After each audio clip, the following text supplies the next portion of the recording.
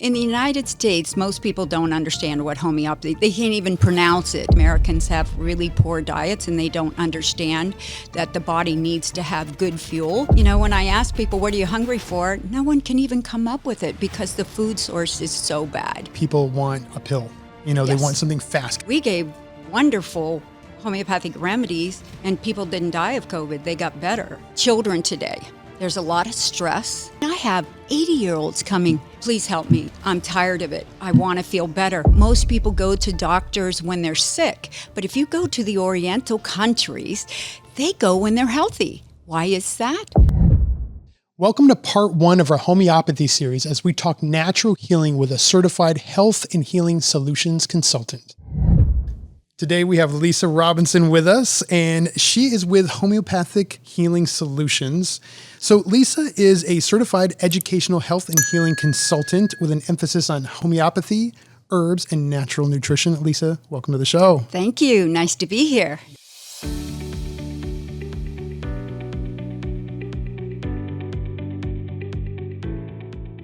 So today we're going to talk a little bit about the philosophy behind homeopathy, how it can be incorporated with medical marijuana, and some of the positive patient outcomes you may have seen over the years and Awesome. how it's helped. Okay. All right, cool. So first, for those watching that may not understand what homeopathy is, can you tell us a little bit about what that is and some of the philosophy behind it?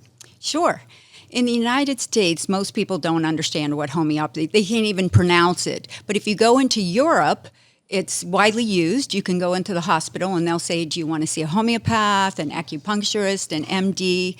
So I think it's becoming more popular here in the United States, but it's hundreds of years old. It was invented by Dr. Samuel Hahnemann, who was a German doctor that just saw all the horrible things way back in the 1700s. They were bloodletting, they used leeches, and he was like, this is not the way to heal people. So then he invented homeopathy, which there are 4,500 homeopathic remedies. They're FDA approved. And the philosophy behind it is like cures like. So for instance, if you get poison ivy, there's a plant called rustoxtrin, and that is the actual poison ivy plant. So you give it in low doses, and then a negative and a negative equals a positive, so then it gets rid of the poison ivy.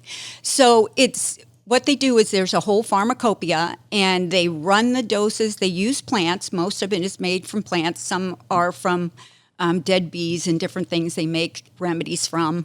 But it's ran up pharmaceutically. So then all it is the frequency in the vibrational frequency left of the plant, but that's really, really full of good energy.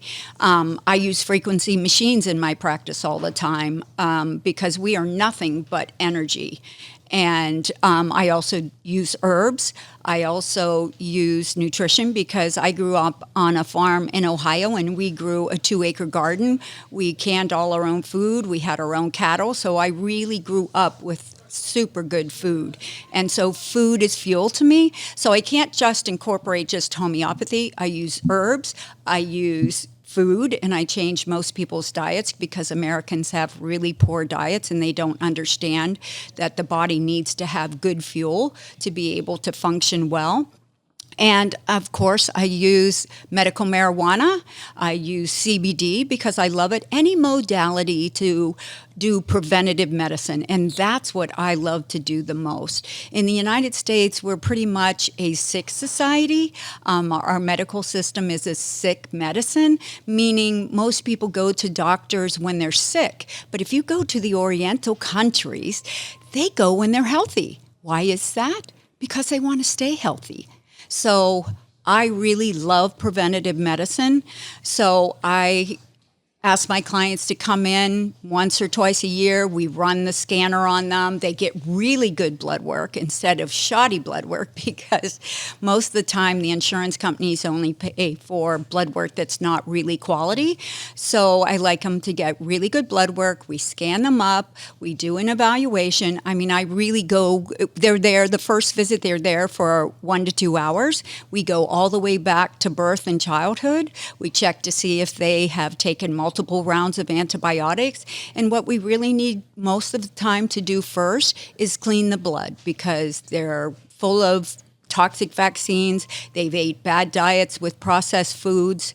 So we need to change the terrain. And that's what we really work on. And then we go through and start peeling away the layers until we get to optimum health.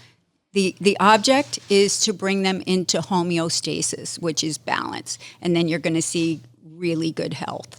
I love it. And then preventing it going forward. And prevention is the key. Oh. And I want to shed that over here in the United States. I want to share that. People need to know that if we do prevention, yes, most people say, well, we're living older. Well, we are, but the quality is not there. And believe it or not, it's not my senior citizens that are really sick. They take a little bit of a statin or they'll take some blood pressure. It's the young people today. And that all stems from a lot of vaccines that they get a lot more than when I was a kid, and also the food that they're eating. Yeah. You know, we have Monsanto, it's GMO foods. I mean, I grew up on a farm. Everything was organic and, you know, it tasted good. Now, you know, when I ask people, what are you hungry for? No one can even come up with it because the food source is so bad. So we really need to go in and change the terrain, clean the blood, we're full of parasites, and Americans, they freak out when they think they have parasites. My Europeans, they're like, oh, I took stuff when I was a kid. So we need to clean out the parasites. We need to clean the blood and, you know, full of heavy metals. So we've got to work on that. So there's a lot of great alternative things that we can use, including CBD and medical marijuana, because we want to get them off of a lot of the big pharma. Not that I'm saying I am against MDs or big pharma at certain levels. I am certainly not. And one day my biggest dream is if we all can work collectively together, because our objective is to get people to feel well and to be healthy.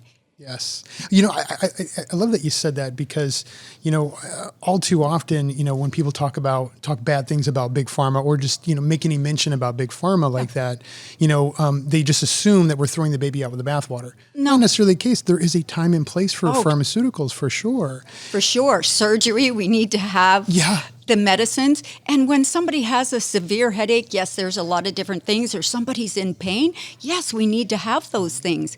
I just wish we all could work together. That's the key. And I love what you said too about prevention, because it reminds me of a quote. Was it an ounce of prevention is worth a pound of cure? Right. I love that. And I love that that's your philosophy. Yes. So I just out of curiosity, what led you down this path of homeopathic solutions and how you got to this? Sure. So I was 7 and my grandmother, we were in Canada. She got bit by a black fly at the time, and her face was double when we got home. She actually got, it was lymphoma, cancer, and I knew she had gotten it from the black fly. But the chemo back in that time was very, very strong, and she really cried and begged to die for a whole year. And at that time, when I was 7, I said, God, please show me a better medicine one day that won't be this poison. And at 29 years old, I was working PR for high technology, and I spent 4 hours with engineers teaching about routers and browders, and I went out and I said, oh, Lord, I'm going to die today. This has been the most boring day of my life. And he said, Lisa, you're going to study natural medicine. So I got on a plane, flew to Portland, and that was the beginning of it. And now it's 34 years. Wow, that's amazing. So besides homeopathy, getting a degree in that, I also have a degree in herbology, and then I just studied and got a degree in natural nutrition, because it all goes hand in hand. You can't just give remedies when somebody's diet is really, really poor. Yes. So I incorporate everything, and we have really good results as long as the people do it. And I'm lucky enough to get really good clients that come and they really want to make a difference. And I love most of my clients. They're really incredible people.